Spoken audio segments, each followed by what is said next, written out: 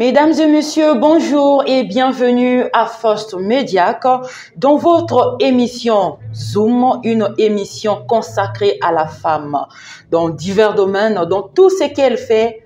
Elle est concernée ici dans Zoom. Et pour aujourd'hui, nous recevons Madame Tina Lobondi. Elle est responsable marketing à Elonda. Madame Tina Lobondi, bonjour. Bonjour. Avec vous, nous allons parler, comme je l'ai dit au début de ma présentation, nous allons parler de la femme que vous êtes, de votre apport dans la société. Mais avant de commencer, j'aimerais que vous vous présentez à nos téléspectateurs, sinon les internautes, puisque nous sommes en ligne. C'est qui Madame Tina Lobondi? Je suis effectivement la responsable marketing du groupe Elonda Barré à Brazzaville. J'ai également un magazine qui s'appelle Esimbi. Et voilà, donc en tout cas au Congo, ce sont ces deux activités-là que je fais. Et on organise aussi des événements avec mon équipe. Et le magazine Esimbi porte sur quoi? L'entrepreneuriat, l'Afrique en général, donc la mise en valeur des personnes qui font avancer l'Afrique, que ce soit dans la mode, la culture, la technologie, un peu toutes les industries, mais on met vraiment en avant notre communauté. Ok, mais le magazine existe depuis quand? Depuis 5 ans à peu près. Depuis 5 ans à peu Tout à près. fait. Okay. Mais est-ce que vous pouvez nous parler de votre parcours universitaire? En bref. Oui, mon parcours universitaire, j'ai étudié la mode et le design en France pendant 3 ans. Et j'ai fait également 3 ans d'études universitaires à Londres, à nouveau pour la mode, juste pour développer un peu mes connaissances sur le marché international et également agrandir mon network, ma base de données, des contacts que j'aurais pu me faire. Donc, j'ai étudié la mode et le marketing général du monde du luxe. Okay. Donc, aujourd'hui, j'avais une marque de vêtements qui existe toujours d'ailleurs, qui s'appelle Tina Lobondi, que j'ai créée en 2011 et qui était aussi vendue donc, dans plusieurs boutiques à l'international. Et ça fait à peu près 1 an et aujourd'hui, ça continue toujours? Oui, que je travaille au Congo. Ok. Mais aujourd'hui, vous êtes responsable marketing du groupe Elonda Barré. Mais nous le savons très bien qu'avant vous, il y a eu des hommes qui sont passés par ce même poste. Tout à fait. Mais dans la réalisation de votre tâche au quotidien, comment est-ce que ça se passe? La réalisation des tâches quotidiennes, elle est, je pense, très préparée. J'ai de la chance quand même d'avoir une équipe qui travaille avec moi sur les événements, sur les achats, parce que le marketing, c'est pas seulement, c'est surtout un travail sur le terrain. Donc, on est toujours en mouvement, que ce soit pour rencontrer des partenaires, pour organiser les événements, rencontrer les artistes. Donc, ça varie vraiment. Et je pense que pour moi, c'est ce qui me plaît le plus. C'est vraiment cette habilité de jamais être au même endroit, en tout cas. Donc, qu'est-ce qui fait mon travail? En tout cas, ici, si j'avais pas les personnes avec qui je travaille et qui m'aident au quotidien à planifier, à mettre des idées en place, etc., ça serait vraiment difficile parce que le groupe Elonda est très, très grand. On a beaucoup de services, que ce soit le site de Poto Poto, qui est le privilège. Donc, on manage tout l'immeuble du privilège à Poto Poto, ainsi que l'hôtel Elonda à Kintélé. Donc, avec l'espace qu'on a, vous pouvez voir qu'il y a beaucoup de travail à faire. Je vois que dans votre équipe, comme on le dit, l'union fait la force. Mais jusque-là, dans votre parcours, qu'est-ce qu'on peut retenir comme difficulté? Les difficultés, il y en a eu beaucoup. Je pense que la plus grande difficulté au début, en tout cas, c'est s'adapter au marché dans lequel on veut travailler et investir. Donc, pour moi, par exemple, revenir au Congo, parce que j'ai travaillé beaucoup à Kinshasa auparavant, que ce soit avec les équipes de Pigma, Vodacom, etc. C'est très différent du travail que je fais maintenant ici avec les partenaires de Congo Brazzaville. Mais j'ai eu besoin donc de ce temps d'adaptation pour aussi on va dire pas la culture parce que je suis congolaise, mais vraiment le marché, comment il fonctionne, comment les gens consomment en fait. Et chaque pays est différent. J'ai travaillé au Sénégal, j'ai travaillé aussi en Guinée parce que j'ai travaillé sur des projets avec des médias comme la BBC et tout ça, donc ça m'a amené à voyager et à faire différents projets. Mais vraiment, le Congo, j'ai eu besoin d'un temps d'adaptation. Il n'y a pas de quoi. Mais entre-temps, durant tout ce parcours, vous avez eu à côtoyer des femmes. Oui. Mais aujourd'hui, vous êtes en face des femmes congolaises, puisque vous-même, vous êtes aussi congolaise. Tout à fait. Et qu'est-ce qu'on peut retenir de l'apport des femmes employées à Elonda dans notre société congolaise? On peut partir de vous-même, mais aussi de vos employés. Là, on parle de la femme. Si je veux me concentrer sur la femme, je pense que c'est la résilience le plus. Être vraiment focus sur ce qu'on veut apprendre et les résultats qu'on veut atteindre.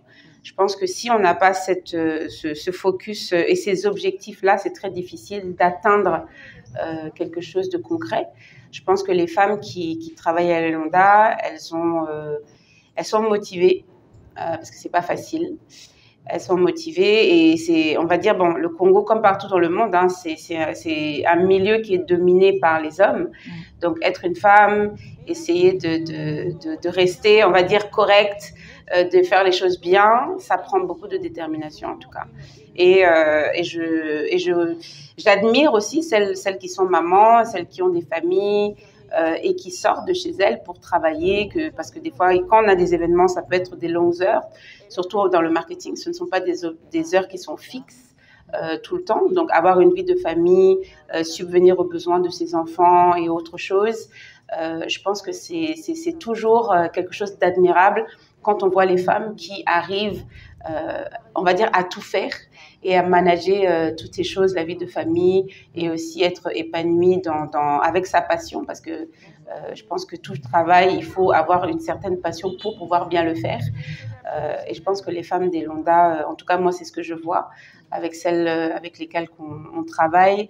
Il y en a qui ont des bébés mais qui sont toujours à l'heure et qui travaillent très dur pour justement...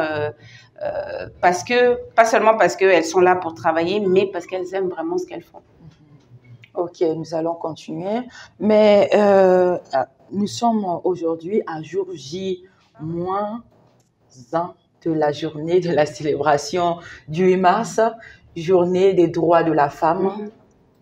Quelles sont les offres qu'Elonda a disposées à l'occasion de cette célébration? Pour nous, c'est vrai que chaque année, c'est le pagne qu'on offre parce que les dames adorent ça. Cette année, je voulais ajouter autre chose parce qu'on a un spa où on a un salon de coiffure, on a des soins du visage, etc. Et je pense que, en tout cas dans mon métier, dans le marketing, l'image est très importante. Donc, voilà, nous, on offre à ces femmes qui aiment aussi prendre soin d'elles. Le 8 mars, si elles ont un peu 1 heure ou 2, elles puissent venir au spa. Et on a mis donc une réduction pour toutes celles qui viendront. Essayer nos soins à moins 50% de réduction. Il y a autre chose? Il y a aussi le VSD à Elonda, donc c'est 2 nuitées à 50 000 francs. Et avec ce VSD, avec l'achat de ce VSD, chaque personne, ou chaque femme en tout cas, recevra aussi ce bon de réduction au spa qui se trouve à Poto-Poto, avenue des Beaux-Parents. Mais restons toujours dans le cadre de la journée du 8 mars, puisque nous y avons déjà commencé. Oui. Mais pour vous, qu'est-ce que cette journée vous évoque réellement? Le 8 mars, pour moi, c'est vraiment la célébration des droits de la femme. Donc, c'est le fait qu'aujourd'hui, vous et moi, on n'a pas à se battre pour ces droits parce que les femmes qui étaient là avant nous se sont déjà battues.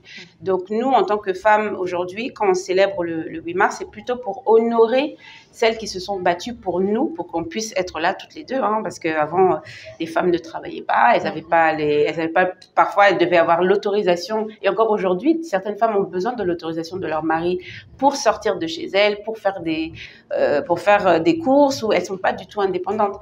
Donc, je pense que la célébration, elle se trouve à ce niveau-là pour honorer ces dames qui se sont battues pour que toutes les femmes puissent avoir on va pas dire les mêmes droits que les hommes, parce qu'on n'est pas, pour moi, on n'est pas pareil, et on ne devrait pas nous considérer sur la même longueur d'onde. Donc, pour nous, moi en tout cas, le 8 mars, c'est vraiment cette célébration des droits de la femme pour les dames qui se sont battues. Mais que pouvez-vous dire, par exemple, sur ce que les hommes, certains hommes disent qu'ils ont tous les jours de l'année, mais nous n'avons qu'un jour, la journée du 8 mars. Pour moi, personnellement, peut-être parce que je suis très indépendante, je vois pas cette journée comme la journée où je me célèbre et je fais non, parce que c'est quelque chose que je peux faire tous les jours, certes, mais je pense que c'est plutôt un mouvement communautaire. Et c'est pas, pour moi, c'est le mois de la femme, c'est pas seulement le 8 mars qui est important. Et je pense que c'est un mois où les femmes ont envie de faire des discussions comme celle-ci, ou de se réunir, de faire des événements où elles peuvent partager leur expérience, etc., sans tabou, entre guillemets. Et c'est un peu cette période qui est donnée aux femmes du monde entier. Mais je pense qu'aujourd'hui, on a beaucoup de plateformes qui nous permettent de s'exprimer, de partager nos expériences. Donc, on n'a pas forcément besoin d'attendre le 8 mars ou le mois de mars, en tout cas, pour faire ça. Mais je trouve que c'est quand même une bonne tradition à garder. Pour justement honorer ces femmes qui se sont battues, mais aussi celles qui continuent à faire des choses extraordinaires et pour les mettre en avant. Et voilà, c'est comme le mois que les Américains célèbrent pour l'histoire des Noirs américains. C'est au mois de février, c'est tout un mois, et on met en avant les héros du continent qui ont fait bouger les choses, qui ont fait que les Noirs américains puissent avoir plus de droits et plus de choses. Donc, je pense que c'est bien. Ça rassemble les gens, ça crée des communautés qui sont plus fortes, et ça nous permet aussi d'échanger entre nous, et je pense que c'est une bonne chose. En tout cas. Madame Tina, puisque nous parlons de la femme, nous allons y rester, mais cette fois-ci, on va prendre la jeune fille. Oui. Et vous allez regarder la caméra. Nous savons très bien que l'éducation de la jeune fille est souvent difficile. Et parfois, l'orientation aussi pose problème dans notre pays, le Congo. Mais quel est le conseil que vous allez donner à cette jeune fille-là qui aimerait suivre le même parcours que vous? Le premier conseil que je donnerai aux jeunes filles du Congo, ça sera déjà de croire en ce que vous pouvez faire. Donc, je pense que dans la vie, ce qui est important, c'est de découvrir, parce que ça prend du temps. C'est pas quelque chose. On nous dit souvent quand on est jeune, choisissez un rêve et travaillez pour ce rêve. C'est faux, parce que des rêves, dans votre vie, vous allez en avoir plusieurs. Moi, mon premier rêve, c'était de devenir créatrice de mode. Je l'ai fait. Et si je m'étais arrêtée là, je serais pas là où je suis aujourd'hui. Donc, c'est de plutôt vous concentrer sur vos objectifs. Donc, quel est votre premier objectif que vous voulez atteindre? Et après, quand vous avez atteint ça, vous vous mettez un autre objectif. Et vraiment, de pas baisser les bras, parce que les obstacles, on en a tous. Ça peut sembler cliché de dire ça, mais la vie, elle est facile pour personne. Et en tant que femme, encore plus, je dis pas on doit se battre, parce qu'il y en a qui ont plus de facilité que d'autres. Cependant, il faut rester focalisé sur vos objectifs. Donc ça, vraiment, ça c'est quelque chose que j'ai dû apprendre au fur et à mesure de ma carrière, parce que des fois, avec les amis, avec les sorties, on s'éparpille beaucoup. Mais quand on connaît ses objectifs et qu'on sait où on veut aller dans la vie, ça vous permettra d'avancer étape par étape. Donc, mon conseil, en tout cas, si j'en donnais un seul, ce sera celui-ci. C'est vraiment écrivez vos objectifs. Faites un plan de votre vie. Où est-ce que vous voulez être? Qu'est-ce que vous voulez faire? Quelles sont les personnes que vous voulez rencontrer? Et je vous garantis que tout va se matérialiser. Vous allez rencontrer les personnes que vous voulez et rêver grand. Donc, j'aime pas trop le mot rêver, mais imaginez les choses les plus folles. Comme ça, au moins, si ça ne se réalise pas, vous tomberez au milieu et pas par terre. Donc, voilà, ce sera ça mon conseil. Madame Tina, nous tendons vers la fin de cet entretien. J'ai une dernière question pour vous. Vous êtes arrivé chez nous, oui, l'accueil a été chaleureux à notre manière, oui. Mais quelles sont vos impressions par rapport à First Media? Je pense que votre média a justement, je parlais de détermination tout à l'heure.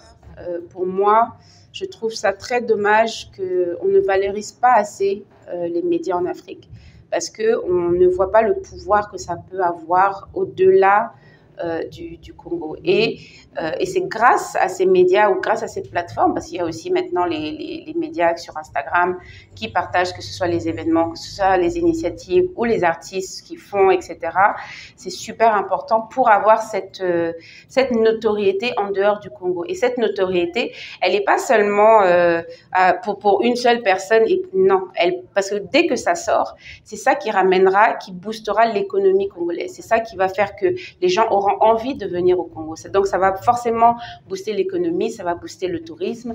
Donc, tout ce que vous faites et qui sort du Congo, dites-vous que c'est comme si vous avez déjà contribué à l'économie ou à l'épanouissement du pays.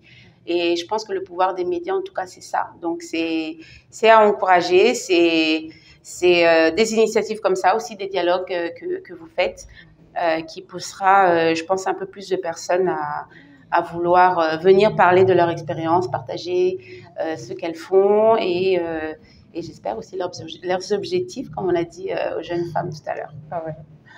Madame Tina, merci beaucoup d'être passée à First Media, mais aussi dans cette émission Zoom sur la femme. Nous sommes contents de vous recevoir, je veux dire moi et mon équipe. Et merci également d'avoir répondu à nos préoccupations. Chers téléspectateurs, comme vous le constatez, c'est la fin de cet entretien. Nous vous disons merci de nous suivre en continu, en ligne sur First Media, sur YouTube. Nous vous donnons le rendez-vous pour un tout prochain numéro. Au revoir. Merci. Au revoir. Merci d'être ici. À bientôt. Ok, à bientôt.